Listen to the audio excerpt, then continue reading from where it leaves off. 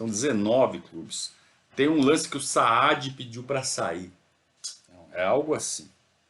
O Saad, que é um clube de São Caetano, ele acaba saindo do campeonato e aí fica com 19 clubes. Então são 18 jogos. Os clubes são divididos em 4 grupos de 5, mas todos jogam contra todos. E aí a pontuação dentro do grupo é o que determina. É uma maluquice mais parecida com o que acontece hoje. Né? Podia acontecer de um time, sei lá, 10º colocado na classificação geral, ficar em primeiro no grupo dele. Né? Se todos abaixo dele ficassem no mesmo grupo, ele podia acontecer isso. Mas não aconteceu. Né? Então o primeiro turno,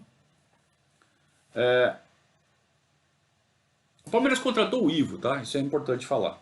Foi o único reforço do Palmeiras no começo do ano. O Palmeiras contrata o Ivo Ortmann, que hoje é técnico. Nem sei por onde anda, deve estar pelas Arábias, né? E o Palmeiras fica então em primeiro lugar do seu grupo. A primeira mexida no elenco acontece em fevereiro. Sai o Samuel que fazia dupla de área com o Arouca. E o Palmeiras fica em primeiro lugar no seu grupo. Faz uma boa campanha, 10 vitórias, 12 vitórias, 5 empates e uma derrota só. O que acontece com o campeão de cada grupo? Eles vão jogar semifinal e final. Tipo, sabe o Campeonato Carioca? Que tem turno, aí tem mata-mata, depois turno e mata-mata. É a mesma fórmula da década de 70, que acontecia em tudo que é campeonato. O Campeonato Carioca continua igual até hoje. Então eu fazia isso. Jogava todo mundo contra todo mundo. O campeão de cada subgrupo ali ia para uma espécie de semifinal e final, para definir o campeão do turno. Depois eu falo o que acontece com o campeão do turno. Então foram para as semifinais. Campeão de cada grupo: Botafogo, Guarani, Palmeiras e São Paulo. O Palmeiras cruzou logo com o São Paulo na semifinal e perdeu. O São Paulo vai fazer a final do primeiro turno com o Botafogo de Ribeirão. E o Botafogo de Ribeirão ganha. Na verdade empata 0-0, mas o tinha melhor campanha, jogava pelo empate. O campeão do primeiro turno foi o Botafogo de Ribeirão Preto. Tá? Então o Palmeiras cai na semifinal para o São Paulo. O que faz com esses pontos? Nada. Por enquanto. Aí vem o segundo turno, mesma coisa. Tá? Então divide em 4. E o mais maluco, os grupos não tem nada a ver. Embaralha tudo, não sabe, joga as cartas na mesa, embaralha e divide os 4 grupos. Lembrando que eram 19 clubes, então tinham 3 grupos de 5 e um grupo de 4. Jogava todo mundo contra todo mundo. O Palmeiras ficou de novo em primeiro do grupo. Olha, mesmo com um time bastante desfalcado, vamos pegar um time base aqui do Palmeiras para vocês terem ideia. Nós estamos no segundo turno, né? Vamos pegar esse time base do segundo turno. Leão Rosemiro, Beto Fuscão. Aí começou a chegar reforço. Tá? Em abril, mais ou menos, chegaram alguns reforços. Tá? Quando acaba o primeiro turno. Chega o Mário Soto, que é o zagueiro do Chile. Chega o Beto Fuscão, um zagueiro que era do Grêmio. Depois, em 78 a gente vai falar bastante do Beto Fuscão. E chega um atacante chamado Macedo para compor elenco. Tá? O Beto Fuscão chega com o status de titular. Jogava o Jair Gonçalves na zaga, mas o Jair Gonçalves já estava meio veteranão, já meio... Ele entrava e saía. Eu não sei se era lesão, não sei se era cansado, não sei se era motivo técnico. Eu sei que ele entrava e saía. O Beto Fuscão ficava fixo. E quem jogava junto com ele era ou o Mário Soto ou o Jair Gonçalves. E na lateral esquerda, o Ricardo Long, que já era um cara que vinha da campanha de 76. Mas que era muito cornetado pela torcida. Ricardo Long. Então hoje a gente vê, o cara tá no time campeão, né? Ele era uma espécie de Egídio da época, para a torcida. Eu não sei se ele era bom, se ele era ruim, se ele merecia ou se ele não merecia. Mas eu sei que ele era muito xingado pela torcida. Tá fazendo as pesquisas aqui. Ricardo Long. Meio de campo, Ivo. Entrou no lugar do Dudu para ficar mesmo. Ou o Pires. O Pires também era um menino que já tinha sido campeão em 76. sorocabano, e também tinha o seu lugar no time. Então, às vezes, o futebol estava vivendo uma espécie de transição ainda do 4-2-4 para o 4-3-3. Então, às vezes, o Palmeiras jogava com 3 no meio do campo, às vezes com 2. Então, ou jogava com Pires, Ivo e Ademir e 3 atacantes, ou jogava só um volante mais o Ademir e 4 atacantes. Como que era essa história de 4 atacantes? Você tinha um ponta direita, um ponta esquerda, um centroavante e um ponta de lança. Tá? Que era um atacante que vinha por dentro, que hoje seria uma espécie de falso 9 recuado. Fazendo uma analogia bem mais ou menos. Mas jogava-se ainda no 4-2-4, estava tendo a transição para o 4-3-3. Aí sim, quando você jogando com meia esquerda e com meia direita. Um volante, um meia esquerda, meia direita, ponta esquerda, ponta direita e centroavante. Tá? Esse era o 4-3-3. Então você jogava com Pires, Ivo e Ademir da Guia, ou só Pires e Ademir, ou só Ivo e Ademir. E no ataque, Edu Bala ainda na ponta direita. Na ponta esquerda o Ney, continuava, mas já num entra e sai, numa espécie de entra e sai. Inclusive ele perde a posição para o Macedo durante a temporada. O Toninho Catarina, centroavante, muito bom centroavante. Ele era baixinho, tipo o Romário. Ele não era aqueles caras que fazia gol de cabeça, mas era um puta de um fazedor de gol. E ou jogava o Vasconcelos, ou jogava o Jorge Mendonça, os dois vieram juntos na mesma transação do Náutico. O Jorge Mendonça fazendo o papel do ponta de lança, ou ele ou o Vasconcelos. Às vezes o Ademir não jogava, e às vezes jogava com volante, Jorge Mendonça, Vasconcelos, os dois pontas e o centroavante. Os dois pontas sempre o Edu e o Ney, e na frente o Toninho Catarina. Tá? Então mais ou menos era isso o time de 77. Estamos no segundo turno, né? No segundo turno, o Palmeiras fica também em primeiro lugar. Só que no meio do segundo turno para o campeonato. E a Federação Paulista promove um torneio chamado Taça Governador do Estado de São Paulo. Faz um quadrangular ali muito louco. O Palmeiras joga com o Atlético de Madrid. O Atlético de Madrid, que era o time com quem o Palmeiras tinha boas relações, né? Até pela venda do Luiz Pereira, do Leivinha. O Palmeiras então joga com o Atlético de Madrid no dia 4 de agosto. Nós já estamos no segundo turno do Campeonato Paulista.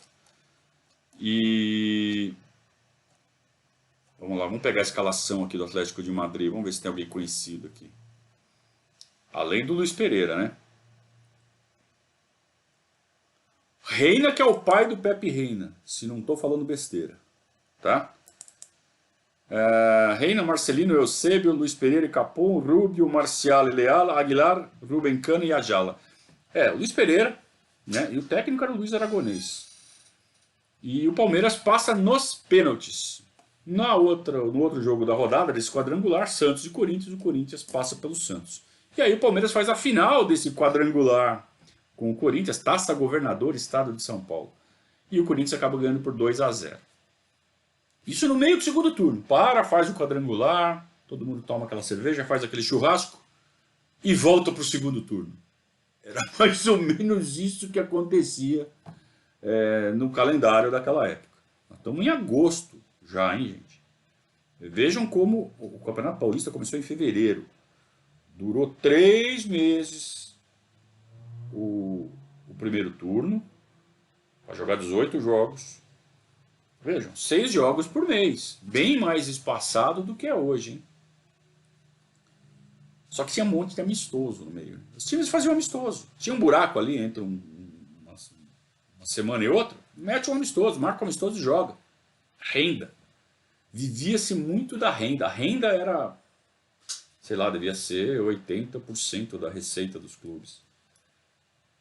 Então, qualquer chance de fazer jogo, eles faziam.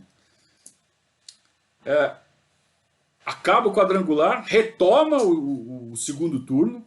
E o Palmeiras termina, então, em primeiro lugar. Aí sim, o Palmeiras termina em primeiro lugar e vai para o quadrangular final do segundo turno. A maluquice. O Palmeiras ficou em primeiro lugar largado. Tá? Sabe? Não tem que fazer conta, sabe? Não tem que ficar, será? Com 3 rodadas de antecedência já tinha se classificado para jogar o quadrangular.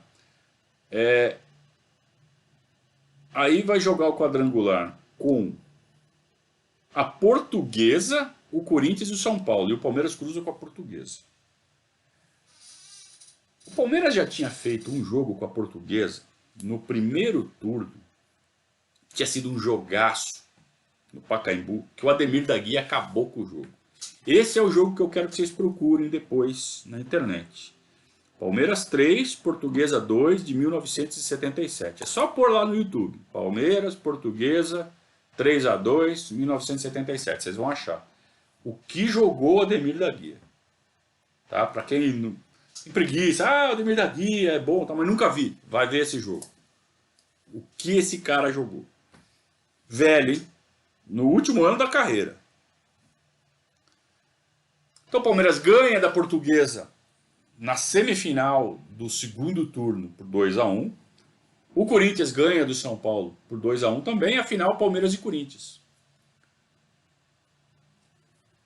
E o Corinthians ganha do Palmeiras num gol de bate-rebate na área, gol de Geraldão.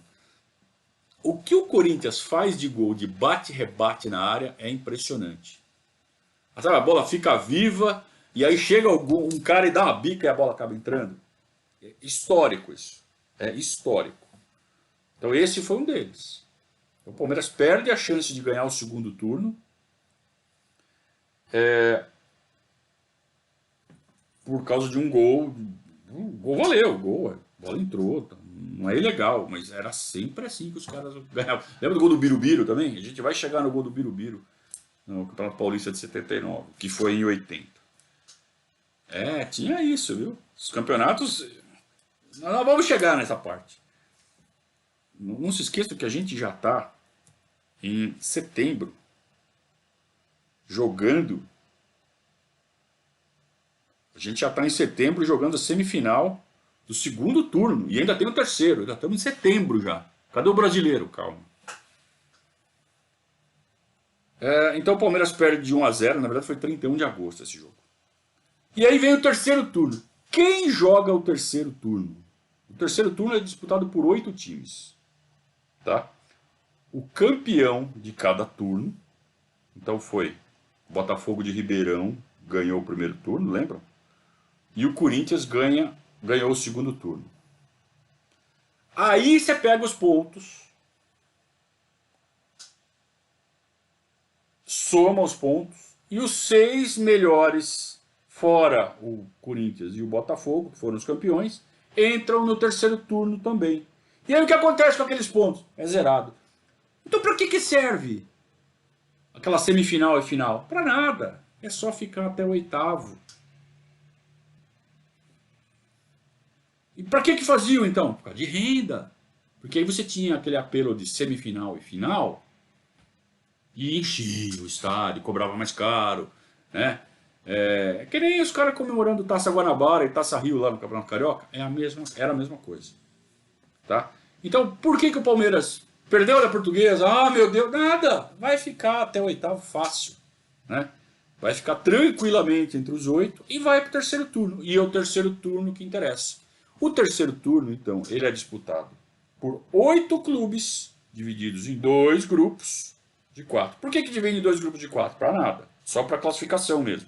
Porque todos jogam contra todos. Então tem 8 times classificados em 2 chaves de 8. Você faz 7 jogos. Está dividido em 2 chaves. Campeão de cada chave vai jogar a final. Basicamente isso. Então podia acontecer do quê? Do 5º colocado ir para a final, desde que o 6º, 7º e 8º estivessem no grupo dele. Era assim, cara. Era muito sem noção. Num grupo caiu Ponte Preta, Botafogo, Santos e Palmeiras. No outro grupo, então, Botafogo, Santos, Ponte Preta e Palmeiras, nosso grupo. Do outro lado, Corinthians, São Paulo, Portuguesa e Guarani. Um monte de jogo para no final Palmeiras, São Paulo, Santos, Corinthians, Ponte, Guarani, Portuguesa e Botafogo. Tá? Os 8 times, né, que são os maiores times do estado de São Paulo. E aí eles fazem um turno único, não tem nem ida e volta, que é mais um absurdo. Eles gastam data com semifinal e final, em vez de fazer um ida e volta no tal do terceiro turno. Falta cabeça para os caras. Bom, enfim. Nesse terceiro turno, o Palmeiras vai muito mal. Por quê? Porque o Dudu caiu. O Dudu, ele cai na fase final ainda do segundo turno, um pouquinho antes desse jogo com o Corinthians. O Dudu cai e assume o Jorge Vieira. Jorge Vieira, que era um técnico de origem no Rio de Janeiro. Treinado alguns times do Rio de Janeiro, principalmente o América do Rio. E no começo, o Jorge Vieira não pega a mão do time. Ele não acerta a mão do time, que perde do Corinthians. E aí vai disputar esse terceiro turno com o cara que acabou de chegar e está aprendendo ainda como funciona o time. Ele ganha alguns reforços e perde outros. Ele perde, entre outros, o Ricardo Long. O Palmeiras contratou o Vacaria, que era um lateral esquerdo do Internacional. Tinha sido campeão brasileiro pelo Internacional. Bicampeão, aliás. O Palmeiras contrata para a zaga, porque o Mário Soto, aquele chileno, só batia. Era uma espécie de Fagner chileno, só que ele era zagueiro. E não dava. O cara destoava assim do Palmeiras, né? Academia de futebol. Sabe? Cara, eu não sei porque foram contratar esse cara. E o Palmeiras traz também o Marinho Pérez, então, para o lugar do Mário Soto, para compor o elenco ali. Marinho Pérez, um zagueiro já bem experiente, Copa de 74, jogou muito tempo no Internacional. Sorocabano, também, mais um Sorocabano. E traz o Silvio, ponta direita. E perde, além do Ricardo Long, um cara chamado Ademir da Guia. O Ademir da Guia se despede do Palmeiras, se despede do futebol. Depois ele vai ter um jogo de despedida em 1984. O Palmeiras... o Ademir da Guia se aposenta em 1977. Vou pegar aqui exatamente o último jogo do Ademir. Foi no 2-0 contra o Corinthians, mas assim, foi um jogo isolado. Ele joga contra o São Paulo, uma derrota de 3-1 no segundo turno, no dia 14 de agosto. E depois que o Palmeiras perde a final do segundo turno, no terceiro turno ele faz um jogo só. Então o Jorge Vieira já monta o time sem o Ademir da Guia, ele consegue jogar com o Ademir da Guia uma vez só. E aí eu não sei, eu imagino. Pô, ele fez toda aquela sequência. Ele parou, ele fez o penúltimo jogo 3 jogos antes do mata-mata do segundo turno. E aí ele faz um joguinho só no terceiro turno. Eu imagino que ele deve ter tido uma lesão, tentou voltar, não deu, o Palmeiras perdeu do Corinthians, ele falou, parei. Eu imagino que foi isso. Se alguém sabe da história direito aí, pode me corrigir. Tá? Mas tem toda a pinta de ter sido isso. E então no terceiro turno o Palmeiras está sem o Ademir da Guia e o Jorge Vieira tentando pegar a mão do time, não pega nada. Então dos 6 jogos, o Palmeiras não ganhou nenhum. O Palmeiras empata 4 e perde 2 jogos e é eliminado. Então fez uma campanha excepcional, primeiro lugar na classificação geral no primeiro e segundo turno, para chegar no terceiro turno, que é o que vale mesmo, quando junta os 8, e faz os 7 jogos e vai muito mal, né? Na verdade fez 6 jogos. Ia fazer mais um jogo, mas o jogo acabou sendo cancelado por algum motivo. Nem foi disputado, não ia dar em nada. E aí classifica para a final o Corinthians e a Ponte Preta. foi quando o Corinthians acaba saindo da fila, ganhando da Ponte Preta. E eu lembro de ter torcido para a Ponte Preta, que nem louco, aprendi a lição com meu avô. Tinha dado certo antes, né? No ano passado, contra o Inter, vou torcer para a Ponte Preta ganhar do Corinthians. Só que dessa vez não deu. E foi uma final em 3 jogos. Né? Era uma época em que você tinha que ou ganhar os dois. Se você ganhasse os 2 primeiros jogos, beleza, senão tinha um terceiro. E não deu nos 2 jogos, aí foi pro terceiro jogo, a final. Deixa eu pegar aqui direitinho a sequência dos jogos. O Corinthians ganha o primeiro, a Ponte Preta ganha o segundo. E aí tem um terceiro jogo. E o terceiro jogo é o jogo do Rui Rei, né? É o jogo que o Dulcídio expulsa o Rui Rei no começo do jogo. Que o Rui Rei xingou ele. E todo mundo fala que o Rui Rei fez isso porque ele estava vendido. E de fato ele vai jogar no Corinthians no ano seguinte. São histórias, né? Enfim. E aí acaba o Campeonato Paulista.